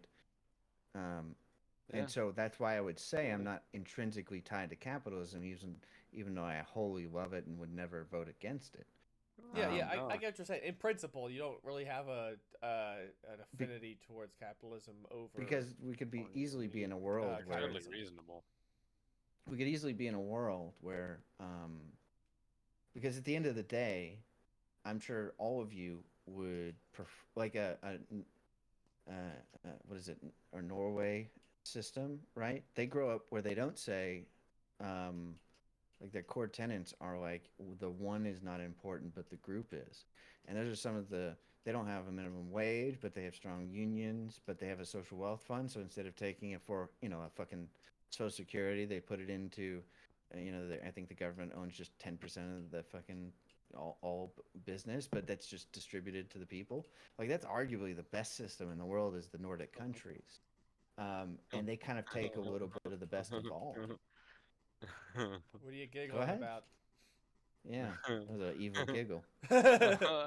Did Jessica just send me a picture of her apartment building that she's so happily leaving in a couple months for her new house? It's just some dude that just pissed in the elevator. Just the whole elevator is full of piss. It's just like you're riding up to your floor and you're like, Jesus Christ, these fucking degenerates. Beautiful. So there's just like she just sends me a picture. It's just like just a puddle of piss, and I can see the picture. I know the elevator she's talking about. It's like, oh my god. You can taste the piss. No, I always taste the piss, man. But no, you're perfectly reasonable. So, shit, everything you're saying makes good sense, and Oh, shut yeah, your we're mouth, not you really whore. no, we're really not arguing against one another. It's just a matter of I don't know. I've just Oh, learned to just when I want to come when back to Matt says something I disagree with, I just go, "No, you don't. No. You don't believe that." Well, that is a good reflex. That's the I'm just go. No. like. That's not what you mean. Go ahead, GP. So I want to bring back around to the second half of my why 5 cents an hour Chinese kids are still slaves, because Ooh, I love it. the essence of Love why slaves. regular I love old Chinese. regular Cheap. old OG slaves, why the reason why it's bad is that they didn't have autonomy. Well, they also Kevin, got with what does that mean? Choice. the- Lack of sense of choice. yeah, you couldn't move somewhere. Yeah, you can't just like move to Amsterdam next. Like Well, tomorrow. you could, but you I could, wouldn't but you could. But I wouldn't true even have essence. to Actually, wait now that you until mention that, tomorrow. yes. I could be in Amsterdam in the morning. Just because you have a gun to get your up head right doesn't now. mean you don't have a moral choice. They had a gun to their head okay, just like okay. we but- do. So yeah, They have the there real is choice. something to slavery that's slightly different from the 5 cents an hour Chinese Yes, kid, there's a which is very that different the point. Chinese kid is effectively in a similarly unautonomous situation. That Going back like, to sustenance farming for them, right, is their gun to their head that the slave has. That the slave could run and he's got a chance that he'll make it, but it'll be shit and he probably can't feed himself. That's the I'm not saying point, right? I'm not- Like, am I physically incapable without violence of leaving? yeah, Or could I hypothetically, like I'm saying right now, like I could just be like, fuck what's happening right now. and fuck just walk out the Texas. I'm door. gonna leave I in the could just woods. grab into my car right now. I could do it right fucking now. But you don't. I could drive to Dulles and be like, I'm gonna go to Amsterdam right now. But Yeah. I Fall in don't. your But shoes. the point being is like, is it a choice in the bifurcation there? Deterministic. The Yes. Okay. the bifurcation, right, is that am I provided the right financial resources in any way feasibly possible to actually do that? And then also, does somebody else have the legal right to stop you from doing that? No, that's what I'm in getting principle. at, right? So yeah, Like, that's the so that's the bifurcation. Is like it's the legal responsibility, and the other aspect, though. So the soft slavery, I guess you could say it, right? Like Yeah. you're like making a distinction there. Is like Yep. soft slavery would be that like, which is what America's all about, is soft slavery, right? And that's the modern world is like, well, you'll never be provided enough money to actually do anything with it, right? You'll just be surviving. And it's like watching it's not a new concept. It's like watching the historical World War II film, and you have like the Forgotten Battle, my fucking favorite film, and you have this guy who's like a Nazi ideologue, and his entire concept is like, yeah, I mean, my dad worked his entire life as a fucking craftsman, and he never had the money to do anything ever, and if nothing changes, I'll be exactly the same way. I can't actually just just decide I'm just gonna move to somewhere else. I'm gonna do something else. I don't have any independence. I don't have any freedom. Mm-hmm. All I have is who I am. Like nobody. I'm not a slave. They would. What is the first thing you do when you're 16? Before you're even an adult, what do? You get a car. I was gonna You're say in debt. I was gonna say masturbate. You're in debt, right? Now again, keep in mind, guys, I'm fucking so pro fucking capitalism, right? I fucking survive. I thrive in it. But the first thing you do is you get on the wheel, the hamster wheel, And you masturbate. you're in like I fucking put myself $250,000 in debt, right? Arguably, you know. What kind of Well, okay. that's what the okay. old So at adage the very that least, the slave owner. Well, but it's an analogy. a regular right? old slave Obviously, can't be homeless somewhere else, but a 5 cent an hour Chinese kid. Well, but what's that could- can't mean? That's a loaded word, right? What does that Could be mean? homeless somewhere else. Opportunity. He might get shot by a 1800s gun, and the bank will fucking find me, no matter where I go. Now, it was an analogy just to be. Well, you could have been right? homeless. You had the choice to be homeless, but you decided to go into debt. I mean, opportunity is really the question at hand here. I mean, what type of opportunities do you have? Well, no, and to kind of circle back, right, is the essence of what I was saying is that in the future we may see the enslavery of animals as the same thing as the enslavery of black people. That's what I was getting at. Is that it's not the same. Turn. Yeah. I get what you're saying about the future. I'm talking about what's going on now, and the essence of why slavery is bad, and to what degree do 5 cent an hour Chinese kids. Well, but back then, but if it's now, equate that. But if it's but if it's now, and then it wasn't bad. Otherwise, they wouldn't do it. Generally, there was a time when they went, "Oh, this is bad," and we're gonna stop doing that. But somewhere else. But then they fought a war to keep. So right now there are slaves. There are slaves in the world, and we can say there almost always will be.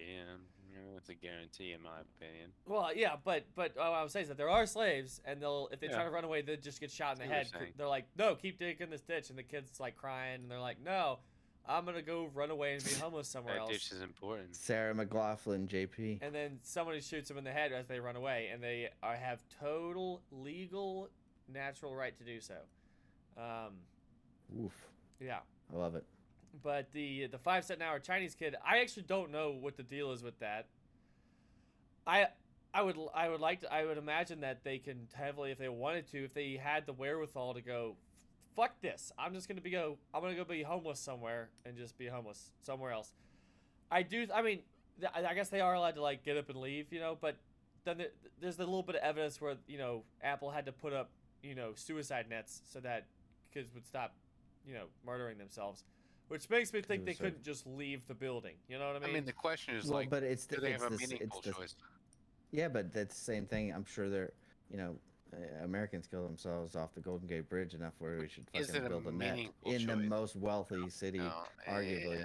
No, but it is a difference to say, do they have a meaningful choice? Yeah, or do they have the capacity to the average walk away? individual that kills themselves on the San Francisco Bridge, could they say, oh, well, I think I'm going to fly to Amsterdam right now. I'm going to do X, or I'm going to do Y, I'm going to do Z. That's more of an existential problem.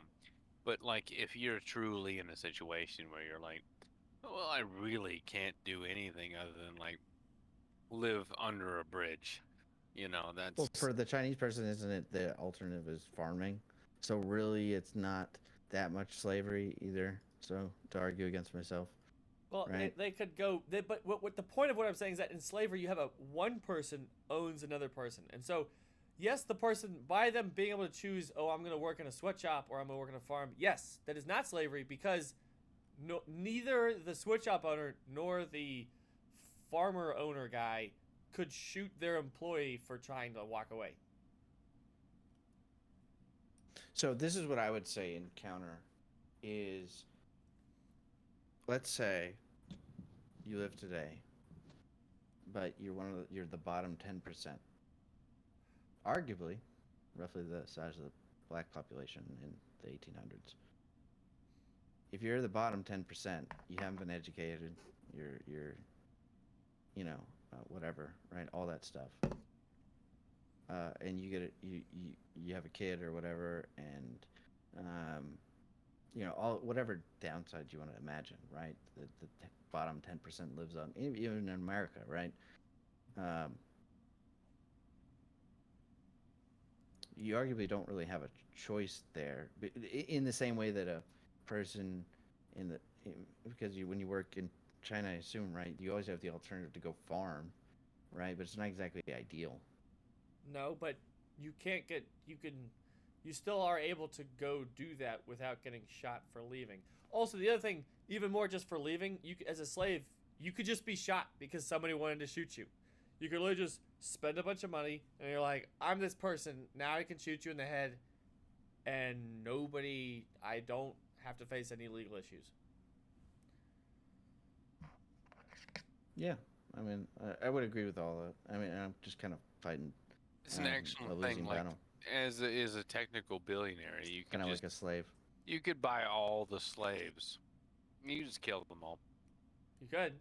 Yeah, I mean, to say like that they're... That is an important point to be made, right? Yeah. Is that with money, you could just be like, nah, I'll buy all of them. Mm-hmm. I'll kill all of them. Corner of the market, dude. Corner of the market.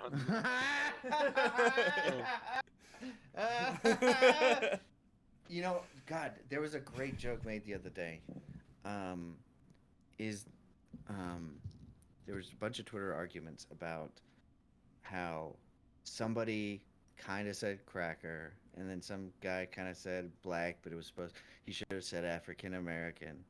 And somebody, they were arguing, and then he got fired from his media job. And somebody said, the demand for racism outweighs the supply. Is that there's not enough supply of racism for the demand that the fucking SJWs, they're looking for it, but they can't find it. So I get what you mean. Finds itself. Yeah. Okay. The market, so they have to find it somewhere. Mm-hmm. There's all these people just kind of, what I call dog whistling, but some people don't even know they're doing it right, or it could be just you're just saying something without education, right? Mm-hmm. It was a beautiful fucking. So I'm not a German American. Oh, here, this is gonna be good. Nor am I an Irish American. Why are we calling them African Americans? Unless you're actually from Africa.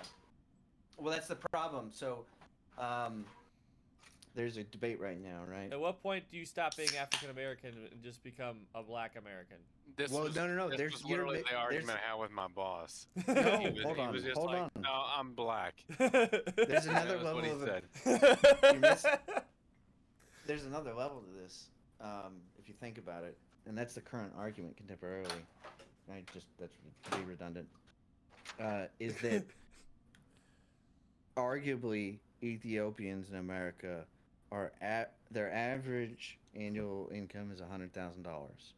So there are a lot of black people in this country who moved here in the last 100 years who are wealthier on average than white people. And then that would be considered African American. And the black experience is the ethnic, or the what is it called when you're originally from here? But you get the idea, right? Is there's a completely different experience when you are growing up in the ghetto or growing up in a poor neighborhood and your parents were poor and they, sat on the back of the bus, blah, blah, blah, than the people who moved here, right? Who are African American, who have no ties to the community. Yeah, well, I just want to say one thing. There's a good chance that the American government has made it so that only the people that can move here from any country really will for the most part only let more successful or rich people through. But also, on top of that, let's say they didn't have those laws. Even without them, it's not like Africans just hop in a raft and start rowing. You have to be of some sort of economic status. Well, we know they don't like to swim.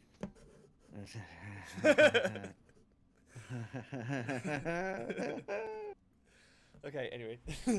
That was beautiful. Thank you. It was just simplistic and on the nose. It was beautiful. It wasn't in the water. John, what do you think of swimming? What I think of swimming? Matt, what do you think of black people and their lack of swimming capabilities? Like swimming capabilities? I mean, most of the black people I work with can't actually swim, so. I can say that I've never seen a black person. I've never thrown a neither black swim person nor in not water. swim. Well, I asked them that they can't swim, actually. It's a real life account. Really? How did that conversation go over? Oh, I just asked them. But why I said, did you ask well, them because of I black? wasn't direct. I was not retarded. I was like, oh, do you like swimming? You know, Why are you? I have never talked to my coworkers about. Oh, do you Well, like I mean, because I swimming? knew they were Well, black. when you're killing slaves And I to was feed the interested. population, Yes. They're black, then you and could. I was like, I brought it up in the context that was relevant. I said, Was it's it? a thing that black people can't swim, and I asked, can you swim? Like, did you learn how to swim as a kid? And they weren't offended at all. It was like, no, I mean, we'd never learned how to swim. Well, a lot of non-Asian people didn't learn how to use chopsticks. But yeah, but I mean, I'm driven by stereotypes, and I'm asking. Well, yeah, but It's like, can you swim? also a lot of Asian people won't give you chopsticks when you're at an Asian restaurant. Yeah, 'Cause they're just like when you "You're- eat at the Hispanic restaurant, you'll be eating guajillos. What are guajillos? Peppers, man. Are they not spicy You or all something? right, Jay? They're You all right, spicy. Matt? Did you hit I the don't know. HHC or just? I did hit the I'm about. To, I was thinking about it, and then you slowed. But no, I did definitely ask my coworkers about whether they could swim or not. I Sure. was curious. Sure. Were you just Yeah. like at a business meeting, like, all right, we've got the quarterly updates for the tables on the I flank was steak. literally smoking a. Hey, can you guys swim? No, I You did. can't, right? I did the social. Oh, they definitely can't write. I did the social. The Gotcha. social Right, left. aspect. The social aspect of just like, oh, I'll smoke a cigarette with you. We're just smoking a cigarette, and I was like, yeah, you all like. How was more subtle? I was like, oh, you guys, we're talking about Smith Mountain Lake. You ever been swimming in the lake? Like, oh, no, not really. We have a boat. And I was like, oh, well, do you like swimming? They're like, well, we don't know how to swim, right? And Wait. Did you back yourself into this accidentally, or was this just some No, social it fucking was- engineering you came? I think it was social engineering is what it was. I know. This is beautiful. Trump would be proud. Like this is. Oh, he wishes he could think in abstractions like that. It was definitely intentional, but yeah, they don't know how to swim. Oh, I'm trying to think of like a fucking like if I'm talking to like a Jew and I go, yeah, man, you ever fucking paid interest on something? Well, that wouldn't be that hard to come up with either. Ask a gypsy, like, hey man, where do you live? Never trust a gypsy. I don't trust gypsies. So there's hey, random thought. My most recent thought about gypsies, which is not very funny, but it has to do with philosophy, historically speaking, not That's what this episode should be not with called, any random content thought. of philosophical content.